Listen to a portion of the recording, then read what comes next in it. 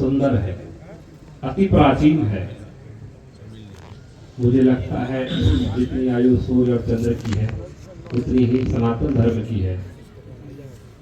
परंतु कुछ पिछले समय में सनातन धर्म कुछ संकुचित हो गया।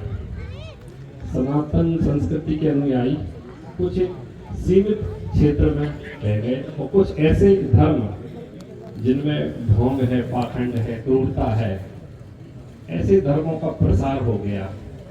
इसका क्या कारण हो सकता है?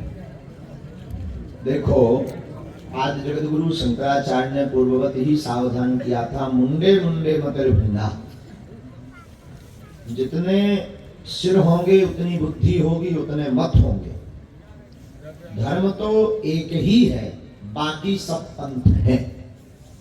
ऐसे समझो, कोई बरगद का वृक्ष हो, उसकी हजारों शाखाएं निकल आवे तो पेड़ तो एक कहलाएगा, शाखाएं अनेक कहलाएंगी।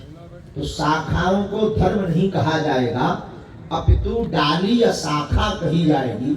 अब कोई उसको पकड़ करके ही पेड़ कर दे, कह दे कि हमने बरगद का तना पकड़ लिया, मूल पकड़ लिया, मूल पकड़ लिया, तो ये उसकी भूल है, क्योंकि वो कोई मूल नहीं है, वो तो सिर्फ एक डाली है। और सच यही है कि जितने भी वर्तमान समय में नए नए पंथ, नए नए भगवान, नई नई उपाधियां, उपलब्धियां, विधान, विधियां प्रकट हुई हैं, वो मत और पंथ है। धर्म तो सिर्फ सनातन है, अति प्राचीन। अब रही बात संकुचित की, तो अब देखो भाई, जिसके ज्यादा फॉलोवर्स हो जाते हैं वो कुछ नए करने के चक्कर में कुछ नया भगवान प्रकट कर देते हैं। हमारा मत जहां तक गया, नई किताब बना देते हैं। बनानी तो है, आज नहीं तो 40 साल वो बाद वो किताब सही मानी जाती, 100 साल बाद, अरे बहुत पुरानी किताब है, 100 साल पहले लिखा था। तो कुछ नया करने के चक्कर में ऐसा कुछ कर दिया जाता है। हम अंततोगत्वा यही कहेंगे, श्री रामचरितमानस, श्रीमद् वाल्मीकि रामायण, शास्त्र और पुराण की वार्ता को ही सत्य और प्रामाणिक माने, इसी के आधार पर जीवन जिए। यही सनातन को जीने का एक बढ़िया सूत्र है, बाकी सब भटकाने के रास्ते हैं।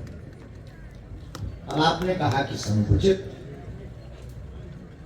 दिन है तो रात है, पाप है तो पुण्य है, सुख है तो दुख है, असत्य है तो सत्य है, उसी प्रकार धर्म है तो अधर्म भी होगा। दोनों मोटरसाइकिल के पहिया जरूरी है चलने के लिए, तो इनसे बहुत ज्यादा खिन्न मन करने की आवश्यकता नहीं है। अपितु जितना इनके विचार पर हम टाइम बर्बाद करें, उससे आधा समय सनातन को व्यापक बनाने पर अगर विचार करेंगे तो हम अपने मैटर में पास हो जाएंगे। धन्यवाद।